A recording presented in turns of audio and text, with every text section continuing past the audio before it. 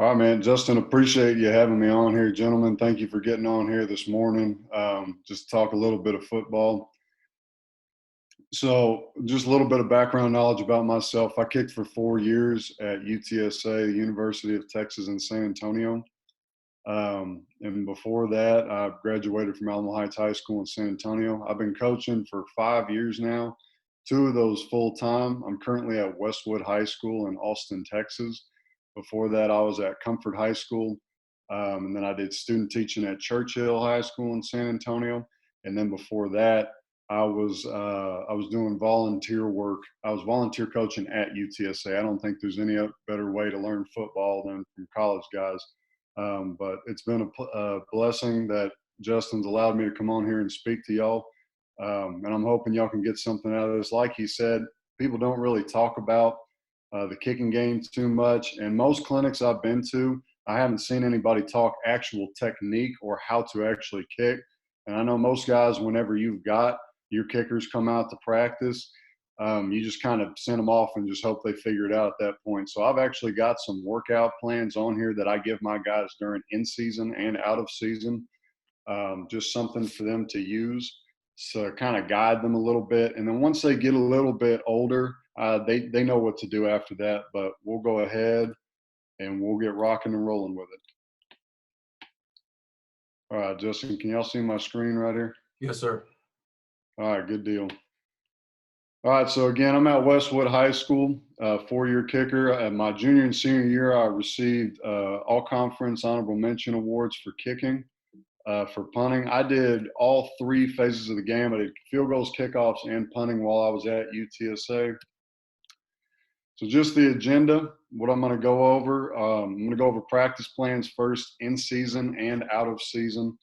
And again, so I'm going to have actual documents.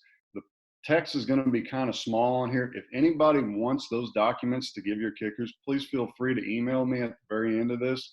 I will have my email readily available on my contact page. I'd love to send that out and help y'all out any way I can.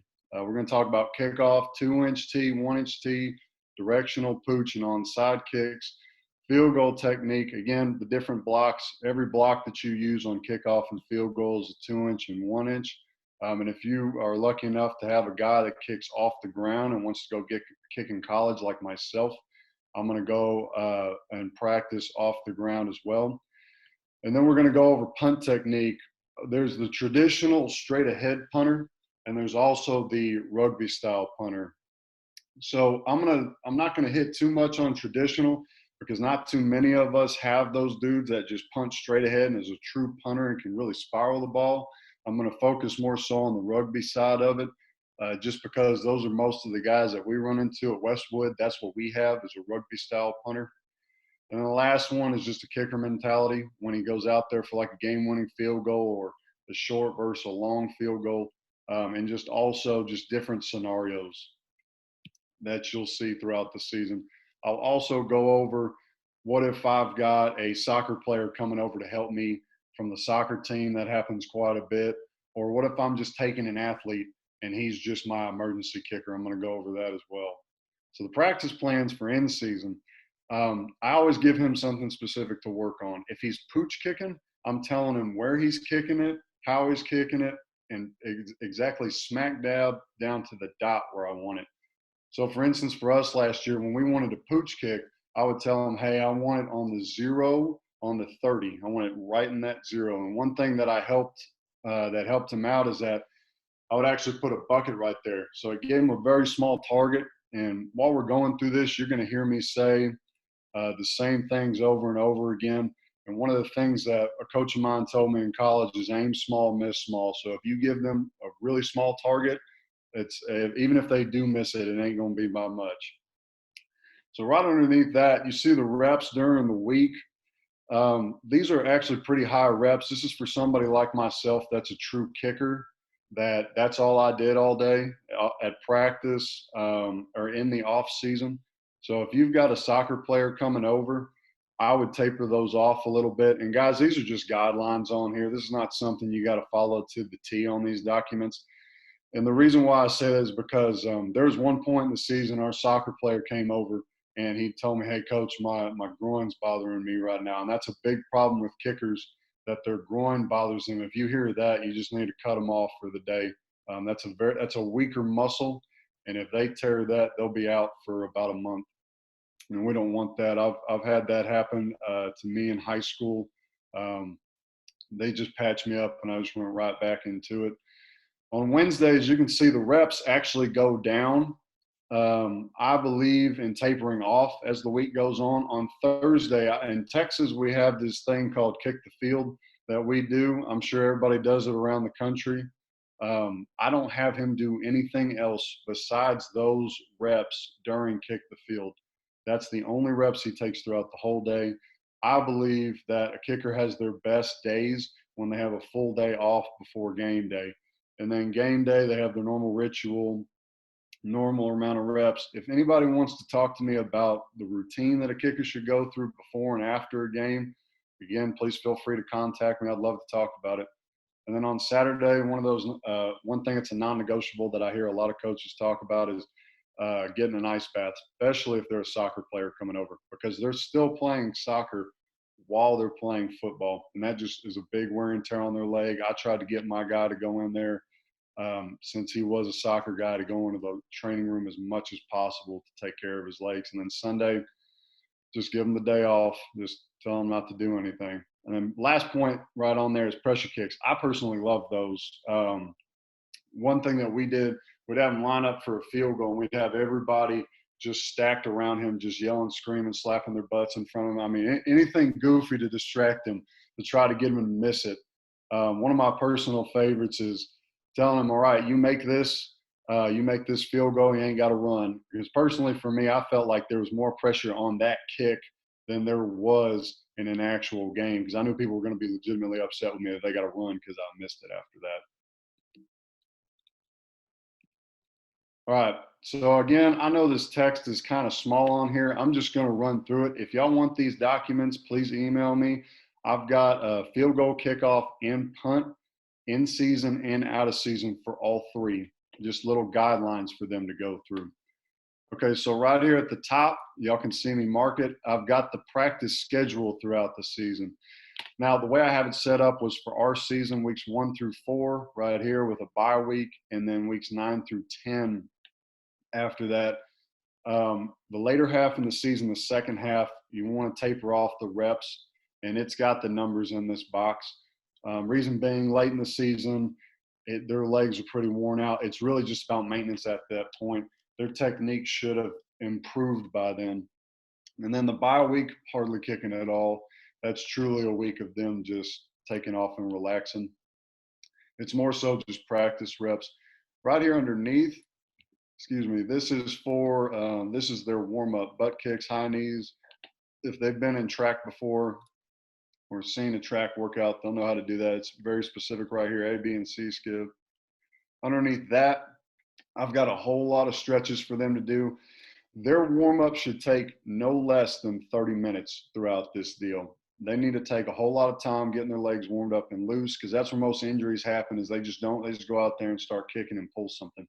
Most common injury for a kicker is a pulled groin muscle. And then right down here at the bottom, I've got the kicking warm up, and this is a field goal in season practice schedule. Right down here at the bottom, I got no steps, 1 steps, full steps. Again, I'm not going to be able to go into much drill work. I'm just talking just strictly technique today. If you want to ask me about it again, I will gladly talk to you about it.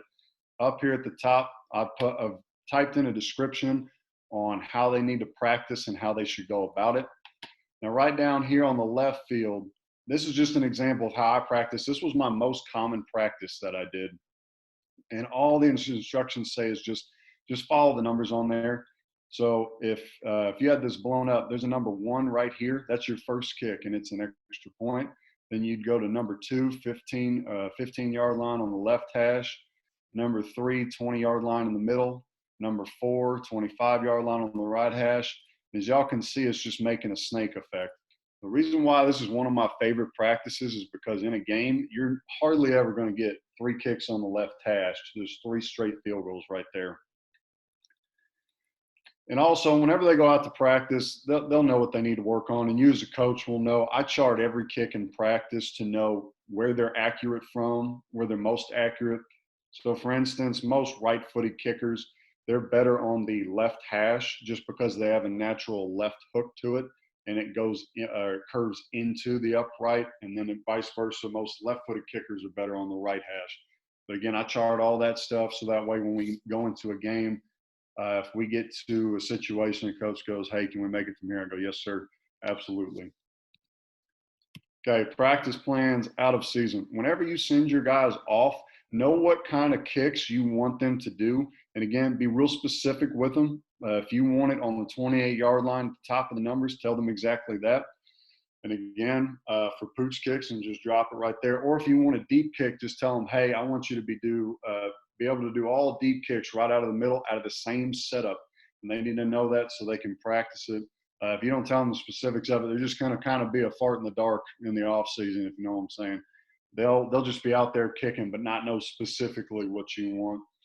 These next two bullet points are really crucial. I think this is important for all athletes.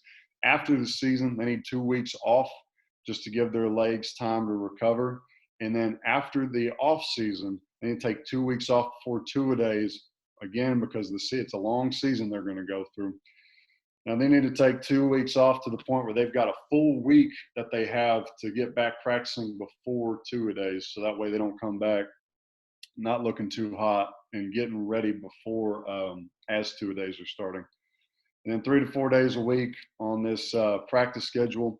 I transferred it. I went back and forth. 1 week I'd do 3 days. The next week I'd do 4 days.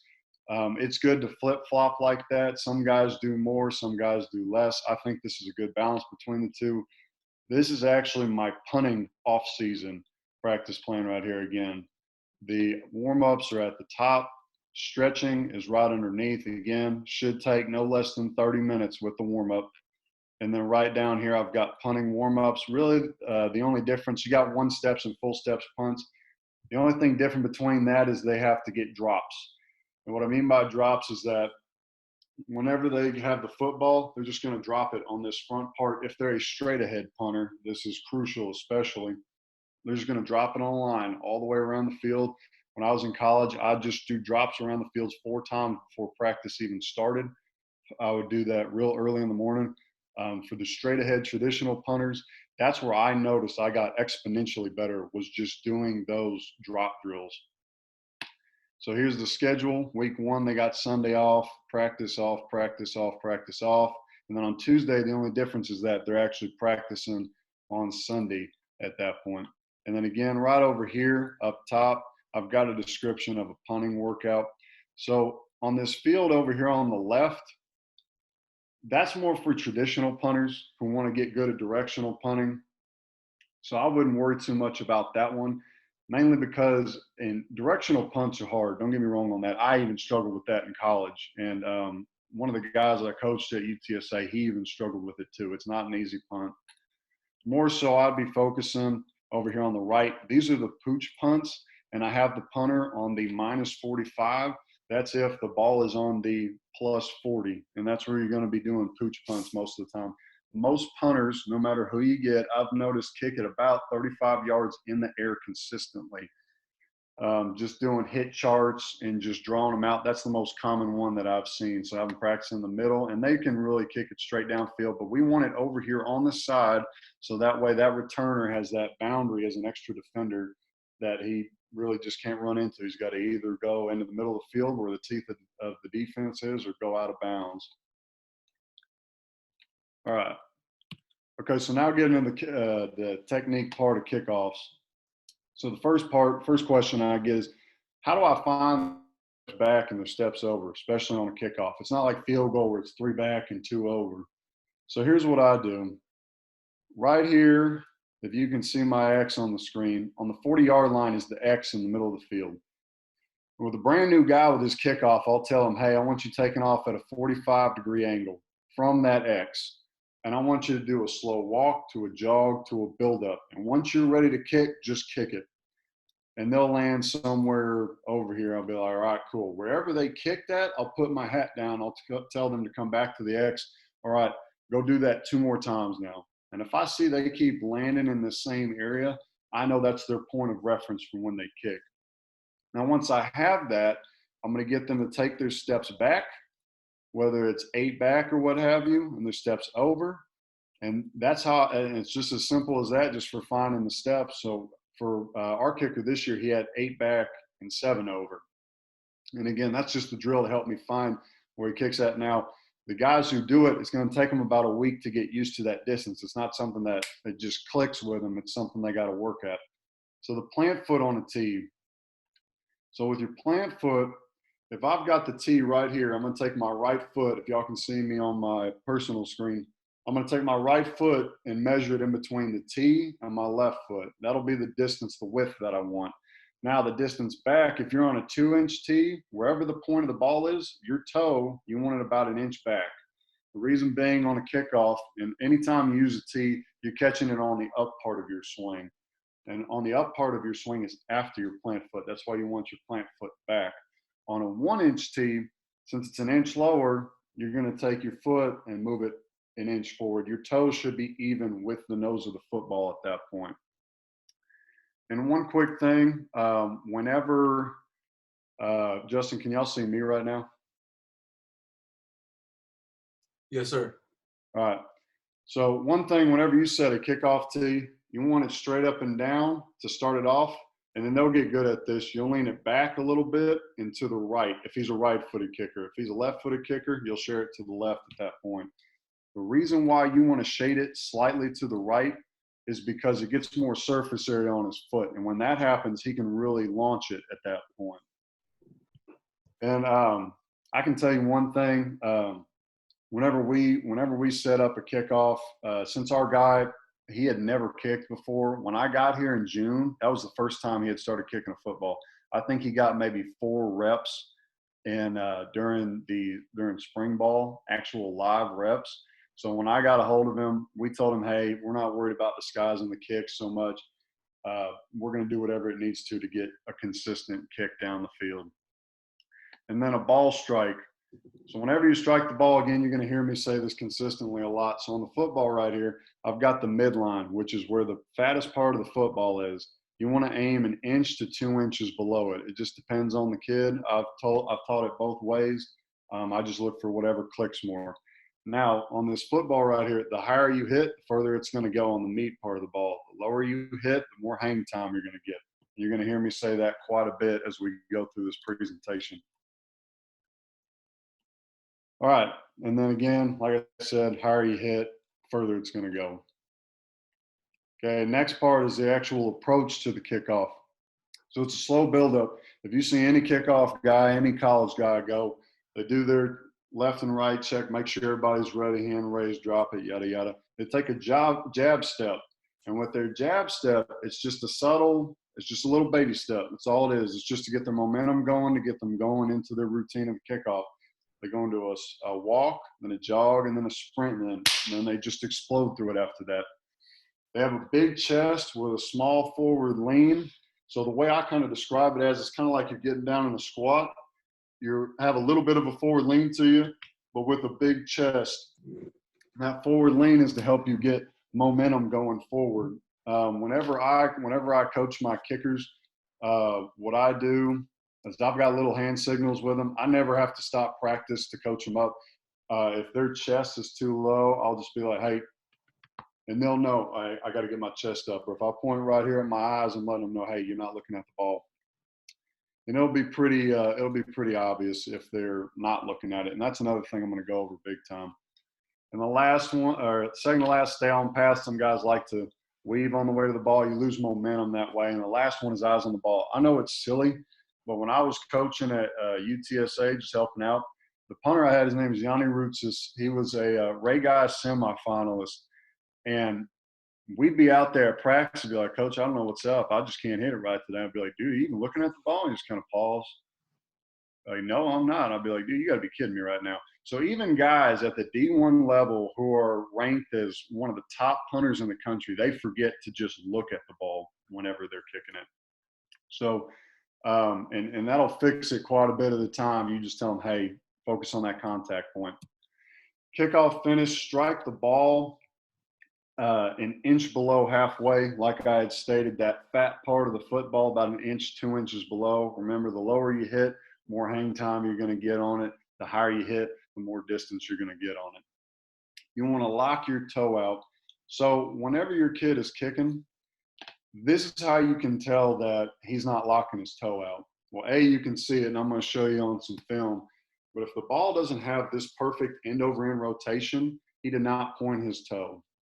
If the nose comes out wobbling like that and it just looks awful, that's a clear indicator. If it's got that perfect end over end rotation, that's a clear sign that he is pointing his toe. And that end over end, and I'm going to get into it a little bit more, is absolutely crucial in onside pooches and getting it straight down the field. Your leg lock before ball strike. This one's very important. Whenever you go to kick, you're cranking your body up and transferring all your energy down to your foot. And whenever you lock it right before contact, you've gotten all that transferred energy down to your foot right at the moment of impact. And then follow up and through the ball like you're going over a hurdle. I'm going to point that out on film. My guy got better with it as the season went on. And I teach the same thing on rugby kicks, is getting over that hurdle. It just gives them something to visualize while they're kicking. They need to land on their kicking leg whenever they do kickoffs. This means that they've really exploded and gotten through the ball. And then crunch with your off arm. So the reason why I want y'all to crunch with your off arm is because when you leg swing, your leg's going this way. So all your momentum will naturally go that way. With this off arm, you see kickers open up and then they crunch into it. This off arm is stopping their leg swing from pulling them to the left. If they don't crunch, you'll see them pull it quite a bit as the season goes on. So that's one thing to remind them. And another thing, gentlemen, whenever you're coaching your kickers, just give them one thing a day. Don't give them two or three. It's very difficult to focus on all three at the same time. If he's not pointing his toe, just harp on that one day, and then the next day be like, hey, you're not crunching at the ends while your ball keeps pulling to the left on every kick that you have. All right, so let's get into some film. So right here, we've got Round Rock High School we're going up against. I wish I could show y'all more deep kicks on here, but for us, we don't have a whole lot of speed, so we kick a lot of pooch kicks. These are 3 of like the 6 deep kicks we kicked all season. Checking with his left and right, got his hand raised. So here's one thing I want y'all to notice. His front foot right here. That's his jab step. That's to get him going. So if I just go slowly through it, right there, he doesn't even step. He just kind of goes up. And I don't like that because all of his momentum is going that way right now. It's going straight up, and what goes up must come down. And you're going to see it on his field goals, and it gets better as the season goes on. Excuse me, but your momentum's kind of going like this instead of all one direction at the ball. So he's got a slow build up to a jog. And then right there, what I loved about this kid is that he was just a natural at it right here. And I know this, we got this guy on the way. I got some more film where he's not. He's got his leg cranked, ready to just blast this thing. Also, eye contact. He is still looking at the football. And then his toe right here is about an inch behind the kickoff tee. He kicked with a 2-inch tee. Guys, I highly recommend you use 2-inch tees for kickoffs and for field goals, solely because you get more height on it. And I mean, it's there to use. It's going to help you out. Just go ahead and use it. Now on the follow through, here's what I love about his follow through. And he got way, way better at this. His kicking leg right here is parallel to the ground. That means he got up and through that thing and really exploded through it. And then looking at his crunch is also good. He's got an acute angle going right here with his body, which means that he's also used that off arm to crunch into it and to center that kick straight down the field. That's why soccer players are good to get. I mean, they've been kicking their whole lives. This is just a nice, easy transition for them. Okay, this is against Leander High School. This is a little bit later in the season. So the first thing I'm looking at, again, this right foot right here, his jab step. Perfect. I'm going to go back and show you one more time. That front step, bam, that's it. It's a real subtle, he just picked it up maybe 2 inches off the ground and it went maybe an inch forward. and that was it. That's to get his momentum going into the walk, jog, run into his kickoff. Slow build up. He's patient. And again, like on the last one, he's got a great leg whip, ready to get up and through the ball. Ball is plant foot 1 inch behind the kickoff tee. And then his eyes still locked onto the football through contact. Again, the eyes are the silliest thing you would think. You'd think it's obvious and common sense, but it's one of the biggest things that's almost an immediate fix for your guys. And then the follow through, love it. He's parallel to the ground on his kicking leg, and he's got that acute angle going on. And he actually exploded more on these kicks because this is later through the season, and his technique got better. And then bam, right there, he's landed on his kicking leg, letting me know that he got up and through that thing and really got that momentum going and got over that hurdle. How you doing? All right. So right here from an end zone view, jab step, slow build up, boom, right here, get over that hurdle, land on that kicking leg. Now, he wasn't too great about getting up over a hurdle, but I wasn't too worried about that just because, again, he's a new guy that we got, never kicked before in his life, or never kicked field goals before in his life until I got there in June to work with him.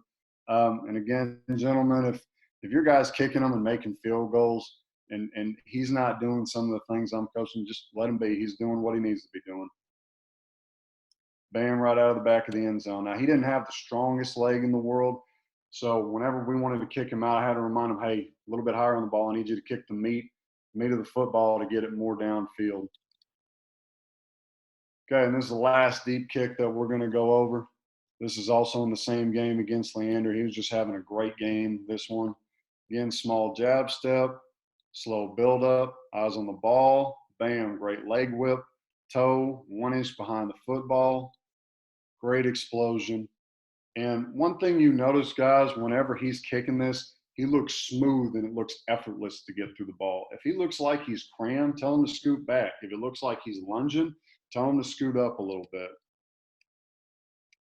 Again, right here, boom, up and over the hurdle, out the back of the end zone. And y'all can see the ball didn't get much height on him, but I did coach him up. Hey, if we want to kick deep, I need it higher on the football to get more distance on it. Okay, pooches and onside kicks. These were big for us, especially the pooch kicks. So the pooch kicks is a 3x2 setup, which means 3 steps back and 2 steps over. So if you're a right-footed kicker to the left, left-footed kicker, take 2 steps to the right. Whenever they kick pooch kicks, they need to scoop underneath it. I don't know how many of y'all golf or watch golf. The way I explain it to them, and I'll actually get a video, I tell them, hey, imagine that they're in a sand dune right now in a little bunker. And they got to really get underneath that thing and pop it up and drop it right on the green. The follow through of a pooch kick is not the same as a kickoff because you got to get so much more underneath it. So on a pooch kick, on a kickoff, you're hitting more up here. On a pooch kick, you're kicking actually 2 to 3 inches lower on the football. The reason for that being is to get the height on it, get that hang time, and drop it on about the 30. And I want a whole lot of backspin. Great, perfect end over end rotation. When we go to the film, I'm going to point it out again. That rotation, the reason why it's crucial is because when it hits, it dies right there. And you're going to see how it helped us out midway through the season. So again, I tell them scoop underneath that thing to really get some height on it. Hit the lower part of the ball like I talked about and get that perfect rotation. Onside kicks, again, is a 3x2 setup. There's one time that's going to change, and it depends on what hash he's kicking from. I'm going to go over that as well. Now, whenever they're doing an onside kick, I tell them that this one's different. You want to hit the top part of the ball. So here's the deal. I tell them to aim for this white stripe right here. And I tell them I want it about an inch below. That's the aiming point on an onside kick. Now, with our guy, if you're looking at the back of the football, there is no white stripe. So we told him, all right, turn it to the side. Now you've got that target. Now you can visually see where you're aiming at. And it does not affect the path of the ball if you turn it, if you just turn it to where the laces are facing your kickoff team. I know it's a little oddballish to see that, but it worked for our guy. Eventually, he got to the point, he got the feel of it. He turned the laces to where he wanted to go. Anytime you're doing kickoffs, pooches on sides, rugbies, those laces want to be where you're kicking it, unless, like I said, you got a new guy, just needs a visual to see it. Okay. And then I set the ball straight up and down whenever I kick an onside kick. Some guys can lean it forward, tilt it back, whatever works for them. You just got to kind of tinker with it a little bit because kickers comes in all shapes and sizes and strengths. And then lock your toe through contact. I need a perfect end over end rotation, and I'm going to go over that again on film. All right. Okay, so right here, we've got a pooch kick. So what we did at the beginning of the season, we said, hey, we want you to kick every kick out of this same setup. Now, as we went later on in the season, we said, hey, whatever, man, we're just going to have you just pooch left every time, same setup. We're going to get really good at this. And then teams are going to have no choice but to just fair catch it. So he takes his 3 back. What I want y'all to notice right here. So he takes his 3 back. He pauses. If you see him lean back, what he's doing is he's getting his toe through the ball, through his target. He's making a straight line from his toe to ball to target. The reason why we want that is because when you take your steps over, it has to be a perfect 90-degree angle. That's just what's worked best for all the kickers I've worked with their natural rounding leg swing that goes through it. Line it up. And for this one, he was best doing pooch left and right with just a 1-step over. And that's something that he tinkered with over on the practice field. I can't be with him all day. There were actually days I could go practice with him, but I can't be with him all the time. So he checks with his guys, hand raise. And then again, first thing I want you to notice, jab step right here in front. He just kind of stands up with it. His momentum is going up and down instead of straight through the ball, all in one fluent motion. So if I go slowly through this, step up, and again, just a little up and down, just a little baby step. Jab, crank his leg back. Again, I love it. Got a great leg whip behind him. Eyes are still on the ball. Eyes on the ball, eyes on the ball, eyes on the ball. Gets up through it. Now, one thing I want y'all to notice, I hope y'all can see this. I know this is a little grainy on y'all's end. His leg swing really didn't get that high. Not like a kickoff where his leg is parallel to the ground. I don't need it to get up and through it. He just chipped it and kind of swiped underneath it. It's more of a touch thing whenever they kick it. And again, this is against Round Rock High School. And then he pinned him right over here on the sideline. Thank goodness that guy caught it. I was fixing to get a butt chewing on that kick. Now this is a pooch right kick, just starting from the end zone view. I just wanted you to see his leg swing on a pooch right. It's not quite the same because he doesn't really get to round it with his natural swing going to the left. So he's actually going to get up and through this thing. Boom. Now you actually see on this one, his leg gets parallel. I'm going to go up to a close-up view here in a second. But he is crunched big time, slamming himself into his leg, crunching himself into his leg big time to really get hyped on it and get that ball down the field. Gets great hang time on it. Bang, right over here on the sideline. I'll take that all day, every day. He's got nowhere to go with it. Perfect hang time. We got 3 guys right there ready to go. And then here's the same kick just from the back part of it. Again, and I want you to notice his jab step. This is a hard thing that they got to learn to work on with this. Jab steps, it's hard to train yourself, take a little baby step and then get going after that. He actually lunges on this first one. Yeah, that's way too big of a step. If you can see on his body, he takes that jab step, and since he lunges, I'm here with my chest. Instead of having a good lean with a big chest, that lunge of a jab has got him so far over, he's lost all power. The lower your chest is, the less power you have, the less power that you have with it.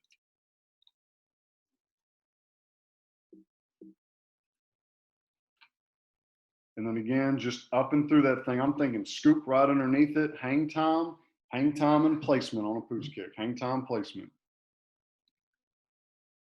All right, Now, and this is the kick that I'm talking about. I need that perfect end over end rotation. I need it fast. You hit lower on the ball, get it spinning. So when it hits on the ground, it just dies at that point.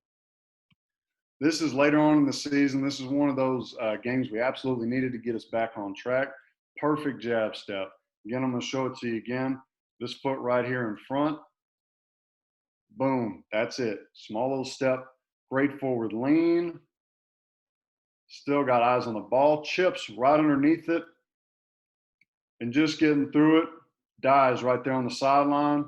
We make a play on the ball. We get it back. And this is at the beginning of the game too. This was huge for us. Absolutely kills all momentum they got. We just got the ball back on a kickoff again. Small jab, scoop, great rotation, backwards roll, dies. We get a chance to make a play on the ball. All right. So now getting to the onside kick part of things. So whenever I teach onside kick, again, I say 3 back, 2 over. And my deal with that is it's 3 back and 2 over every time, except for this situation right here. Here's the reason for it. He takes his 1 step over. If you notice, after he takes 1 step, he's already close to the line. They can still do an onside kick like this. It doesn't jack with it. They've just got to be able to practice it. We like to be able to kick both ways in case we like kicking game plan and we like kicking one way versus kicking to the other. Again, same jab step. It's a good little baby step. Now, here's what I don't like about this kick. So whenever they kick a ball, they're aiming for about right here. It's at the bottom of the arch of their foot where their big toe starts, about an inch behind that. That's where they want to hit the ball on their foot, on that big meaty part of the foot. So what he does, and I mean, he is just a soccer player. He's got his foot opened up like he's kicking a soccer ball. The reason why I don't like that is when it goes, it starts wobbling back and forth, and you don't get that roll, hop on an onside kick. And the reason why that's bad is when you kick it right into the ground, it just dies immediately. So what I tell my guys, hey, I want you aiming for about 3 yards in front. That's where I want the first hit to be. Coach, got a couple Usually questions for here. most guys. You got a couple questions here. Yo, what's up? First one is there a difference in football angle for the deep kick and the pooch? No, as far as alignment goes, wherever you want to kick it, you're aligning to it. That's a great question. Wherever you want the ball to go, you're going to line up with it. The only difference between a pooch and a deep kickoff is how many steps back you take and how many steps over you take. But it's like I pointed out to y'all earlier, when you take the foot and line it through the ball through your target, it's going to be the same direction it's going to be the same setup for you to kick it that way. The only thing that changes if you've got a guy that you want to be able to do all kicks out of one setup. That's the only time it's going to change. What about the toe angle? Toe angle, it's not so much the angle, it's what part of the foot he's hitting on. So whenever he's kicking, again, if I'm just looking at the top side of the foot, this is where the arch of the foot is. He's aiming right down here at the bottom of the arch. That's his aiming point every single time, whether it be a pooch or a deep kick or a field goal. It's the same target. And then there was just a question on this rep with the with the onside kick. Yes, sir. Was he not? They're wondering if was he not considered to be offsides in this clip? No, sir. From my understanding, the reason why he's not offsides is because he's in the act of kicking. He's not one of the guys running down the field. A lot of the time that I've been coaching this, they've never called it on us. And I've asked them before the game. They said, well, no, since he's the kicker, he's got a little bit of leeway on it. That's one of those things you got to check before the game, just depending on the ref that you have. Some guys call it differently. Want to go on the questions? Yes, sir. Good deal. Thank you. All right, so one thing, and back to this, the reason why I don't like this is he kicks it with the inside of his foot like a soccer ball. The nose comes out wobbling. And why that's bad is because if y'all can see it, it's coming out all cattywampus going over there. And when it rolls, it dies, and it doesn't get that hop right there at the end. That hop is what gets the defender to go, oh God, here it comes. and they know they're about to get blown up. And I'm going to show you an example here in a little bit. The other thing, on an onside kick, I know I tell most guys when they kick 45-degree angle trajectory out, this for an onside kick is more straight ahead. I tell them kick it more down than I do up and out. So the thing is, he actually kicks it too much down. He kicks it straight into the ground, and boom, right there. Ball's already dead. It's lost all of its momentum. Now he actually gets it on a great line. It's accurate. It's right where we want it. But if y'all can see, it just died before it even got there. That was an easy ball for him to get. And then this is just from the wide zone view of it. Again, what I don't like about this kick is he kicks too down instead of more out into it and doesn't get that great rotation on it. The rotation, the end over end, is what's going to get the pop out of it. Again, I mean, I can't ask for any better of an angle as far as where we wanted the ball to go. That's the only guy that can make a play on the ball right there. All right, so some of y'all are wondering, okay, well, what about a surprise onside kick? And I wish we had a little bit longer of a clip on this. We did this twice throughout the season. First time did not work so much. Again, him being his first time with it. And if you hear me say it a lot, the higher up, more towards the middle you kick, the more distance you're going to kick. First time we did this, he hit it about right here on the ball. So I got too much distance on it. Again, this is one of those things you got to have a touch. And I tell them kind of like an onside kick, the white stripe, inch, 2 inches below it, whatever works for him. And he's got to kind of just graze over it. This is something they really, really, really got to practice. It's the same as an onside kick with where you're hitting it. But this one, you're actually going to open up and kick it like a soccer ball just to help get your momentum, because most guys usually have the kicker go receive the ball after he kicks it. So it didn't work the first time because he hit too low in the middle of it and he got too much distance. This time he grazed over the top. And guys, that's as perfect as it gets right there. Ball on it, ball's ours, get it right back. I tell him distance-wise, I want to aim about 11 and a half yards. The reason why I don't tell them 11, I think that's too short, and they usually undercut it, and it stops about the 9-yard line. So I'll tell them at 11 and a half right there. I think that's a good medium between too short and too long of a kick. So again, the surprise onside is just like a normal onside kick where you're hitting the ball. All right, and for those of y'all who are in the Austin area or just in Texas in general, you may have heard about this game. This was our last game of the season. The score of this game was 77-69. We had just scored, and we needed the ball back right here to go try and tie it up. And this is late in the season. So my guy right here, number 14, he was very much so in his zone. He's very comfortable at that point. 3 back, 2 over, takes his 1 step. And here's one thing, it's the same thing on onside and field goals. His jab foot, this left one right here, is aiming where his plant foot is going to be. His toe is physically pointed where he wants to go. Now this back foot, it can be pointed off to the side. I've seen it happen a whole lot of ways. When I kicked, I had both toes pointed towards my plant foot.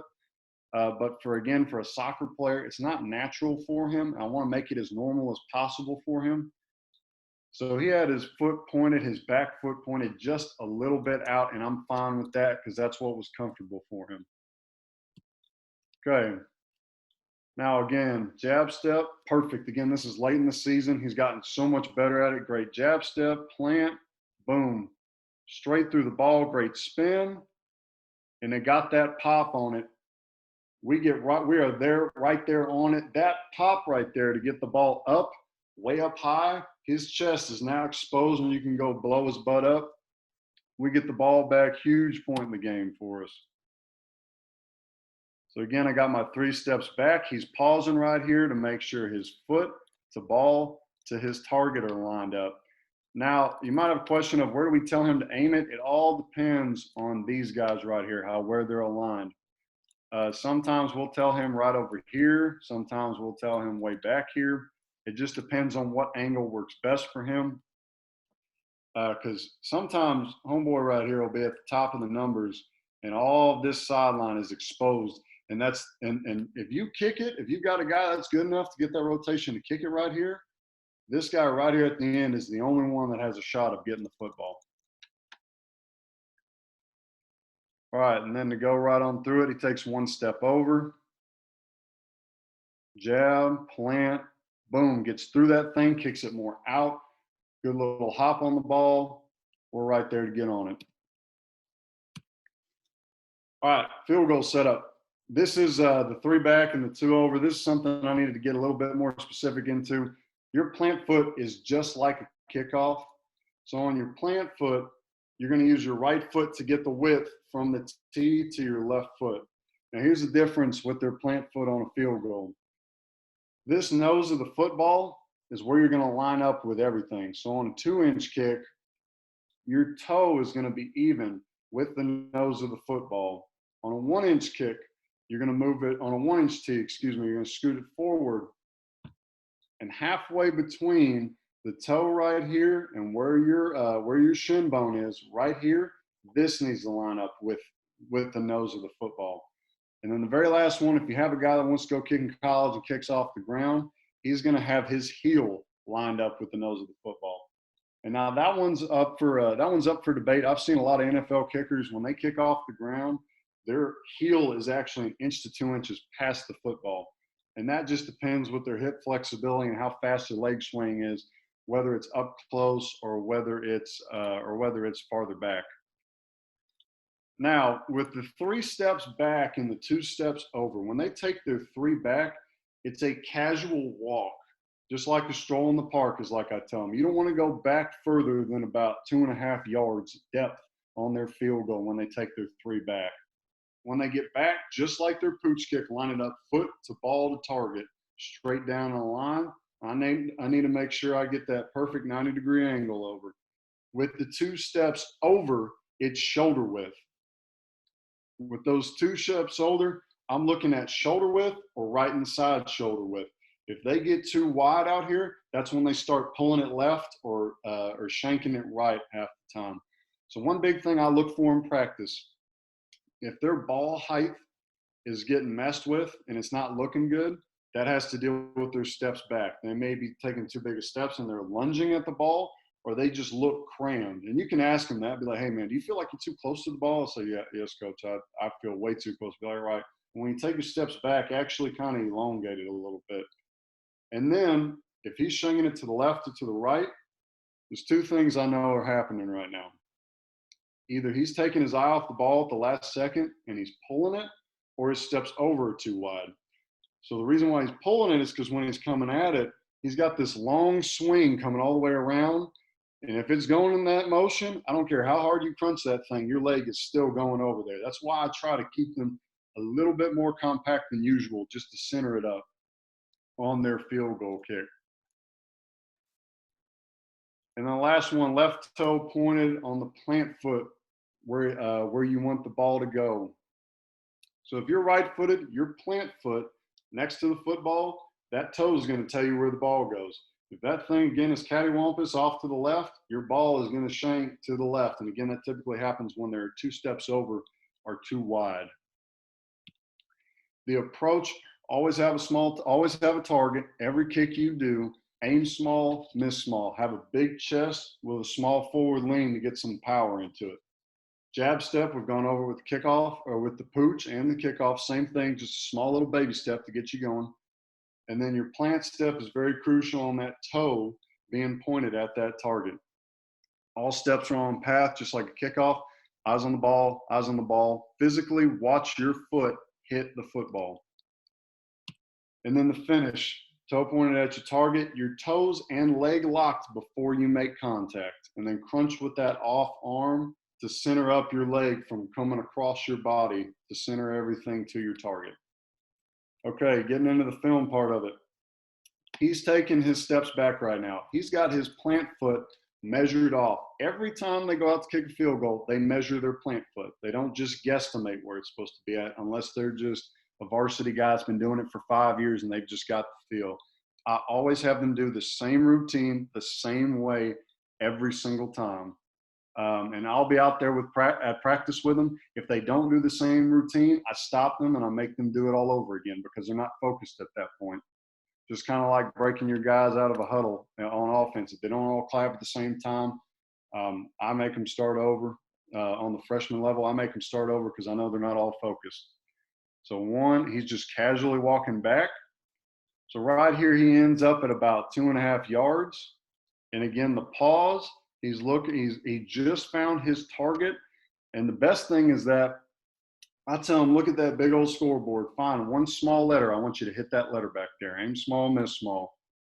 When he takes his steps over, about shoulder width. Now for him, he was more comfortable taking wider steps just because he is a soccer player and has that more rounded swing to him. Again, I only crunched him up a little bit just to center the kicks because when he first started, he was pulling them to the left quite a bit. Okay, so right here, he's getting ready. He's got his eyes on the target right now. One last time going, okay, that's my target. Excuse me, getting this little feeling of where the ball is.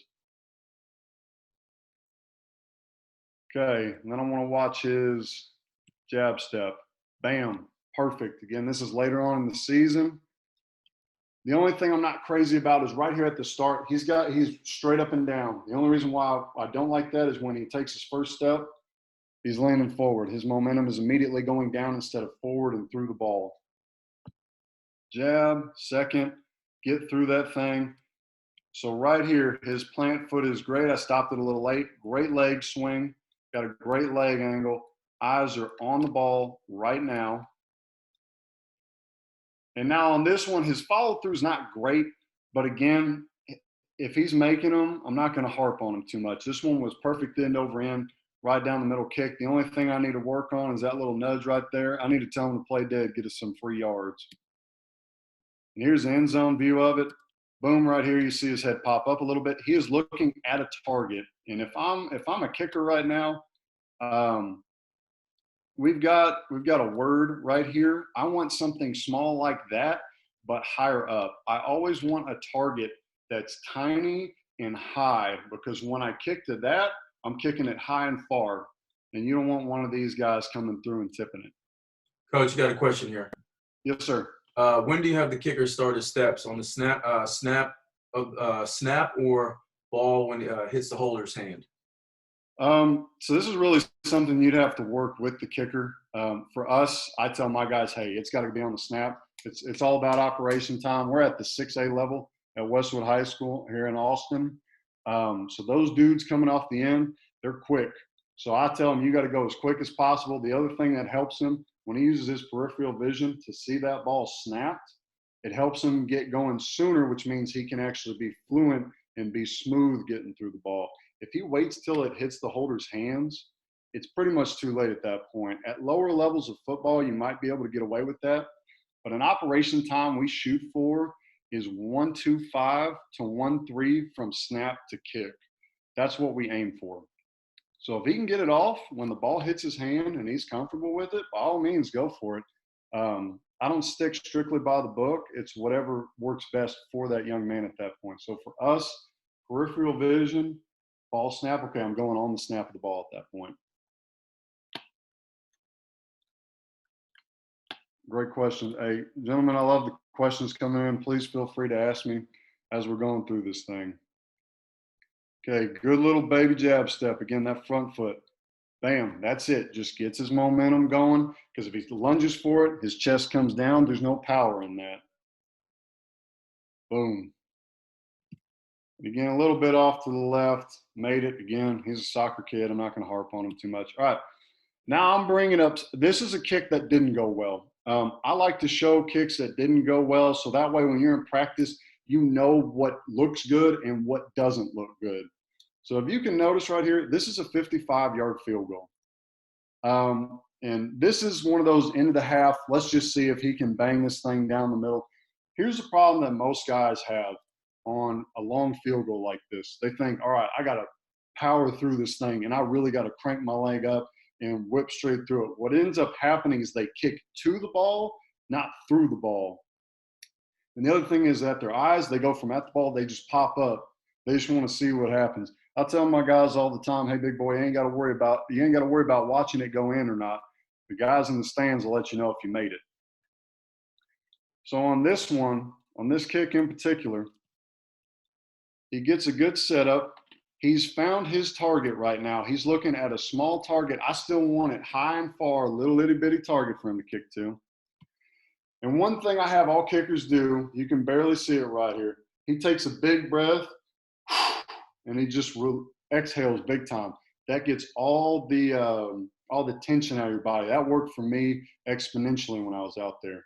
A lot of guys call this 3 seconds of hell, especially on the spar kicks. It helps you relax and not tense up too much. So going in slow motion on this kick. So, and I'm sure you can barely see this. He's already fallen forward. He's trying to anticipate the kick coming. And we didn't get a whole lot of far reps with him in practice. That was on me. Reason being, I only got to see him twice a week because he was a soccer guy. So I focused on the 30-yard line and in. That's where most field goals happen, is from him, the kicker, on the 30-yard line and up to an extra point. So that's what I mainly focused on. So right here, and watch his jab step. That's like a half-yard jab step. And again, when he takes that big step, he's falling forward at that point. He's lost all power. Now, what I do like is he's got a great leg whip and his eyes are still on the football. But I want you to watch his follow-through on this. So on his follow-through, his leg's not parallel. It's about at a 65, 70-degree angle. And this guy right here, his toe is popping up big time, making an L shape. What that tells me is he punched at it and his eyes pop up. If your eyes pop up, your toe pops up. He's trying to see it happen instead of following through, finishing the kick, and then looking up. Got a couple questions here, Coach. Yes, sir. First, just in regards to the field goal formation, why is the right wing so far back and outside? So far back and outside. That's something you'd have to ask our field goal coach on why he sets it up that way. I've seen it done a whole lot of ways.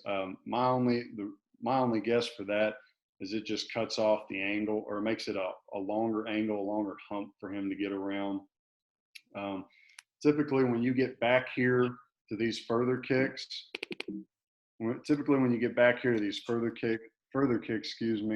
most guys aren't worried about rushing off the edge. It's 55 yards, so he's going to be kicking higher up on the football. They are really going to bring it right up here in the middle. And the reason being is because he has to hit it higher on the ball, which has a lower trajectory. Plus, I listened to a guy at UTEP talk, and he said they did a study on all blocked field goals throughout the season.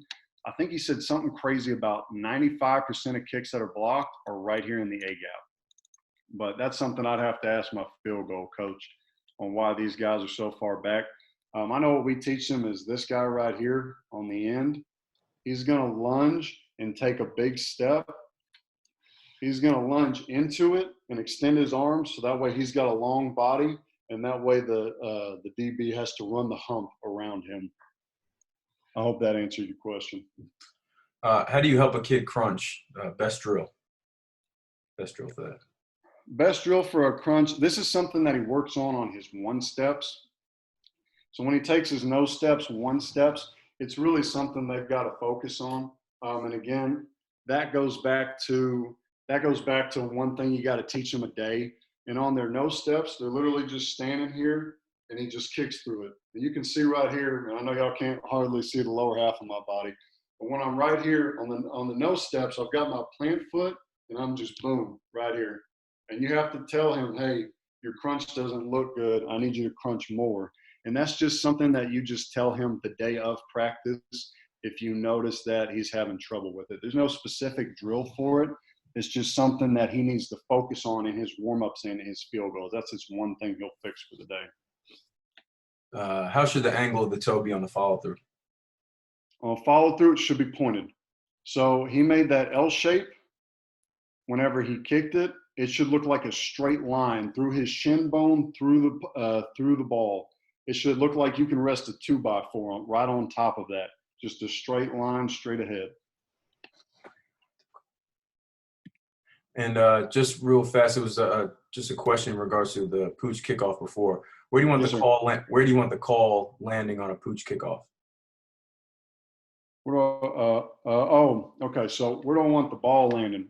The ball. So it depends week to week, just how they set up, because we were primarily a pooch team and people knew that.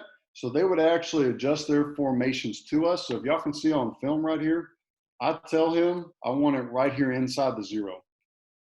That's about the 29, 28-yard line. That's perfect for us, right behind the 30. Our head coach feels like that's not giving up too much, and that's the perfect medium for our guys to get down the field. Now, there were some weeks we said, hey, I want it right here on the opening of the 3 on the 30. He said, and again, just depends on the formation. If you've got a guy who can do it and who can adjust like we did, by all means, change it up. But for the most part for us, we told him right here on the 0 on the 30. Reason being for that, I don't tell him right here, way next to the sideline, because if he shanks it, which it will happen, that's out of bounds and we're getting a penalty at that point. And then again, back here on this long field goal, just seeing it from a bird's eye view. Again, he just punched it. Another thing that tells me he punched at it, his follow through is like 3/4 of a yard past the football. Normally, his follow through plant foot, the follow through should take his plant foot at least a yard past the kick. Okay, and then I've got an angle kick right now. So, a gentleman asked me about it. What do you change? Do you change anything for the direction of the kick? So when he's over here on the right hash, he's going to take an angle, not straight back. He's not going to come right down the hash right here. He's going to take an angle more outwards. And when he gets back there again, I want foot to ball to target. A straight line all the way through those 3 dots. Reason being is because I need to create that 90-degree angle. Everything is on a line. You have to visualize the line through your target. Right there, he paused, saw his target.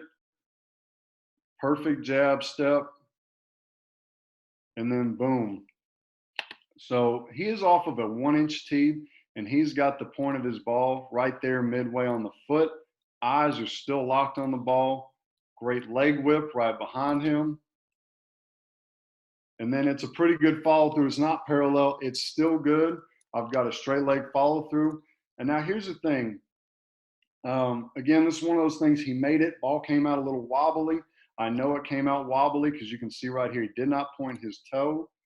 And for the gentleman who asked me, his toe's going at this angle instead of straight ahead. So this top one right here is what he is doing. This bottom one, I want it pointed to get that perfect end over end rotation.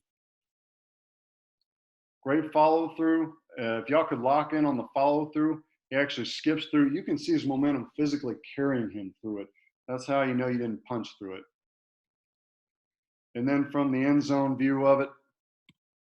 Now, and here's the angle that he took to the ball and get that 90-degree angle over. And again, because he is a soccer guy, he'd take more steps outside just because he has that, or not more steps, but a little bit wider because he has that leg swing into it. Little jab, boom, perfect. Right up and through that thing, up and through it, get it right down the target line. Okay, and then for punts, again, I'm going to talk a little bit about a traditional straight-on punter. I'm going to focus more so on the rugby punters just because most of us have rugby guys. So for a straight-on punter, get this back on me right here. So for a straight-on punter, the biggest thing is the drop of the football. 100% how you drop that thing is going to tell the story, the tail of the tape. It's going to tell the story of where that football is going to go. So for a straight-on punter, traditional style, how they set up their hands. When you punt, everything is in one motion and has its own lane. Everything is going straight ahead. My right leg has its own lane. My left foot has its own lane. My right arm that's holding the ball has its own lane right outside my right leg. Now, there's 3 different ways that you can punt, that you can hold it. You got on top, which is super old school. You got to the side like a normal handshake, like Ray Guy did and what I did in college, or you've got underneath. So what I did first was underneath. I had the nose in front at 11 o'clock and 1 inch down.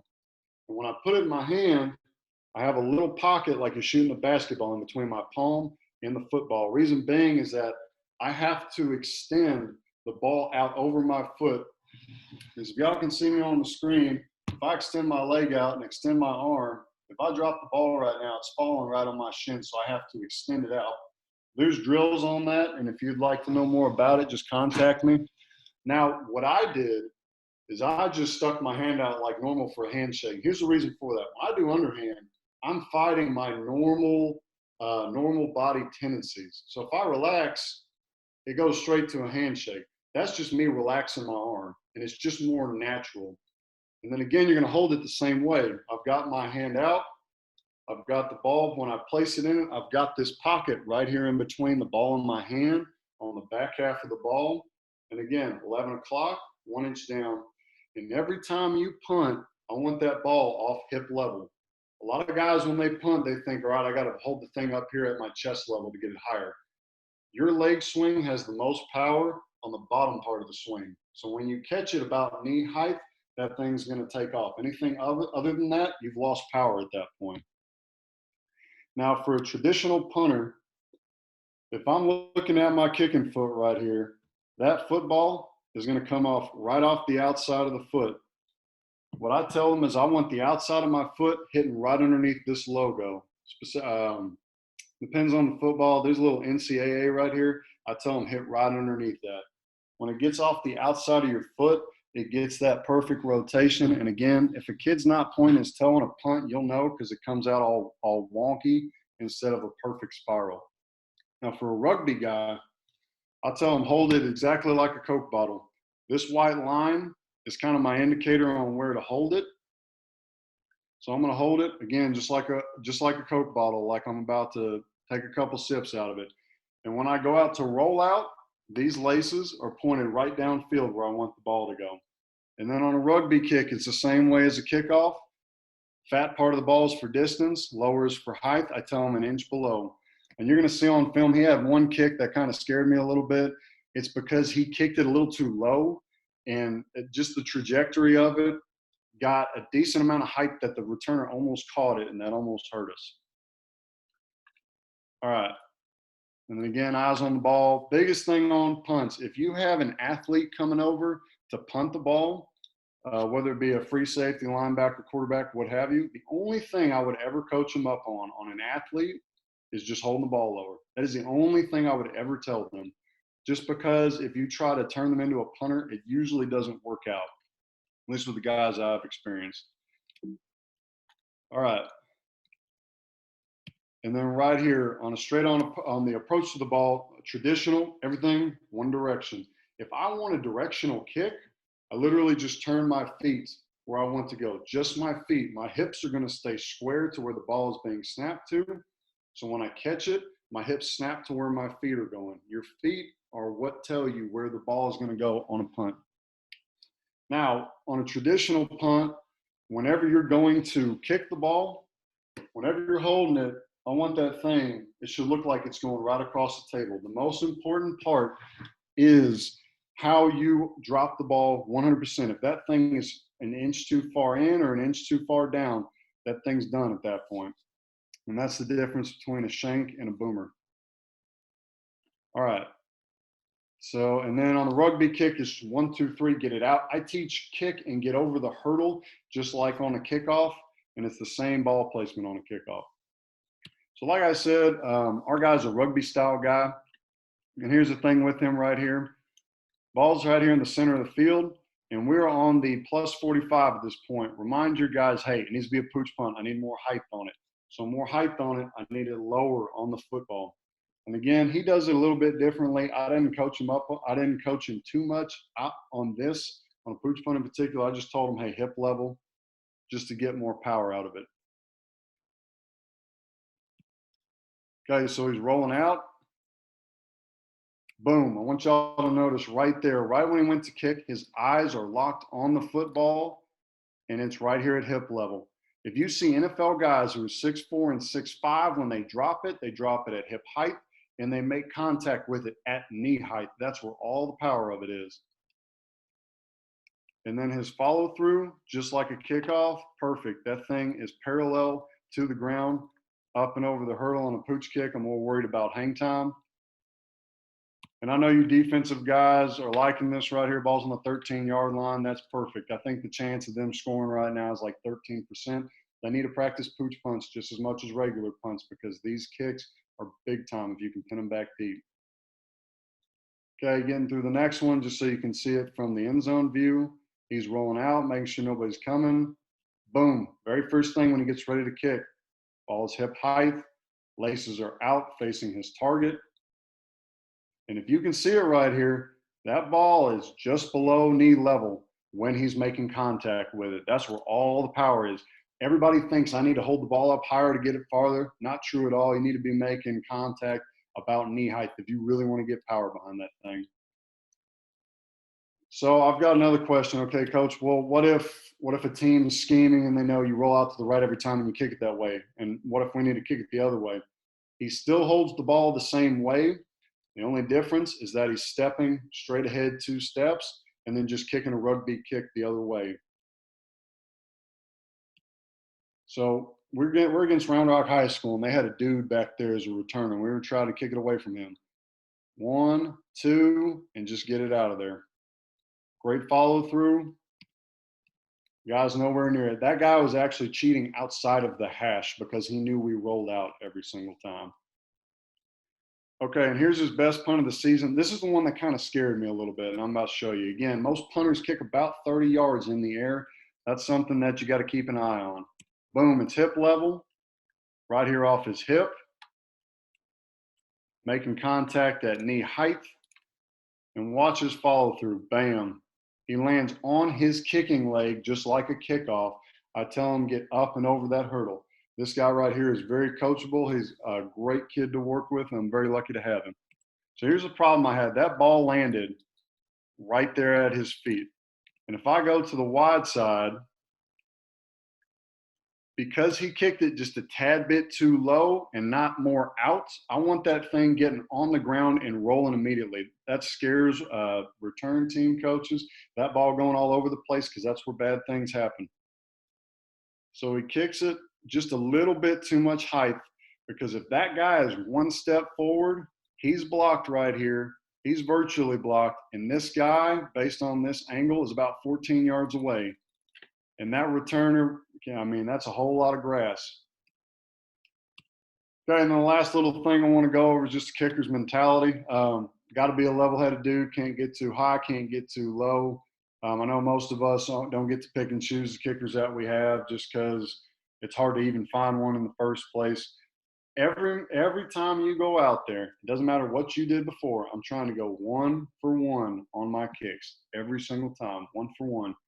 I told myself something a little differently. I gave myself the leeway of I can miss 1 or 2 kicks a season. The only reason why I told myself that is I looked at NFL stats and college stats. The Lou Groza Award is for the best kicker in the country. That guy hardly ever makes 100% of his kicks, extra points and field goals. So just as an example, my senior year, I missed the very first kick of the season. And I only missed 1 more after that because I told myself, it's all right, I'm going to miss 1 of them. I think I ended up going 17 of 19 that season. Visualizer makes this huge. In high school, I hurt my back. In high school, I hurt my back, and just visualizing it is crucial. Pressure kicks in practice, that helps them out, so when they get to a game, they don't tense up so much. And the long versus short field goals, you kick it with the same power, the same intensity every single time. The only thing that changes in where on this ball you hit. The lower you hit it, the closer you are. You need more height to get over those blockers. The further back you are, you need to hit it higher on the ball, more towards the meat to get distance, so that way you can actually get it there. And then game winners, usually with our kickers, I just tell them, hey man, whenever you go out there, I just let him visualize it, go through a couple warm-up kicks, couple dry kicks, and I just let him be after that. Gentlemen, here's my contact information. Again, my name is Kristian Sternm. I coach at Westwood High School here in Austin, Texas. That's my personal cell phone number. Please feel free to contact me. There's my email and my Twitter handle. If anybody has any questions, I'd love to answer them right now.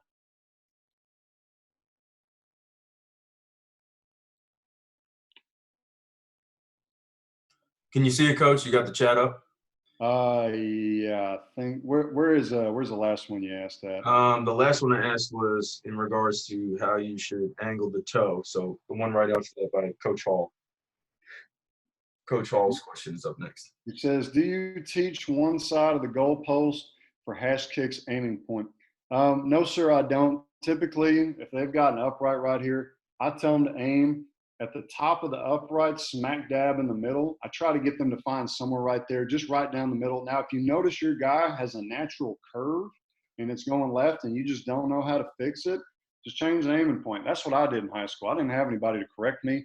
So I still aimed at the top of the uprights, but instead of dead center, I would aim it more towards the right because I had a curve to it. And then can you explain your coaching point again on rugby punt for holding the ball like a Coke bottle? Absolutely. So whenever on a rugby punt, and again, most of you guys are going to have this, you're holding the top half of the ball. I tell them index finger right here on this white line, and it's different for everybody. It's just a comfortable thing, however you want to. So when they catch it, immediately put that hand, that top right hand on top of the ball if he's right-footed. And I'm going to have the laces out facing to my target. And then the biggest thing of all on rugby kicks is right here off a hip level, because you want the lower you're going to hit it, the more power you're going to get on the ball at that point. And the biggest thing of all, I work on catching and placement. I'll throw about 100 to them, because if you can't catch the freaking thing and you can't put it in the right spot, it doesn't matter what you do after that, because it ain't going to work. Most of the time, it ain't going to work. Got to be consistent. In college, when I was practicing afterwards, I would literally just catch the ball hundreds of times, because that's the first thing you do. All right, are there any more questions? You got any more? Don't believe so. All right, gentlemen, again, there's my contact info. Please feel free to write it down. Guys, it was a pleasure and it was an honor. Thank you for tuning in. I really appreciate it. I hope y'all learned something today. Again, if you want those info sheets on in-season and out-of-season practice plans, please feel free to email me. Awesome, Coach. Really appreciate you spending the time with us this morning, man. It was a great presentation. And once again, it was something that is definitely beneficial for us all. And, I'm glad we were able to get a kicking Monday for sure. So that was great. Tons of information. The technical side of it, man, is key. I know, you went over a lot of things that was new to me and some great techniques that you can do. How are the arms on kicks? Was just asked. On which one specific? Well, I mean, I can get real specific on it. With field goals and with kickoffs, if I'm right-footed, my right arm is basically dead. It's not really doing anything. My off arm right here, I want that thing out wide, and I'm going to crank it back. So when I go to kick, I should actually be curving back a little bit. So that way when I kick, I snap forward. And again, this arm is canceling that leg swing coming through the ball. So my arm is straight. And even on punts, the only thing different whenever you're holding it is you got a little bit of give to your arm right here. And the same thing on a punt. If I've got my arm out when I'm about to kick it, I'm going to snap right into it to center my kick straight down the field. Awesome. Anybody else with last minute questions for Coach? But yeah, guys, this is contact information. Make sure you reach out, ask him any questions that you may have. And once again, now that everybody's just been rocking with Zoom, man, set up some stuff on your own, man. It's great. It's perfect for that. You know what I mean? So, and then, once again, he offered up to get you some of those sheets, man, which would be great. So really appreciate you spending the time with us, Coach. Yes, sir. Thank you, Justin. Appreciate it, man.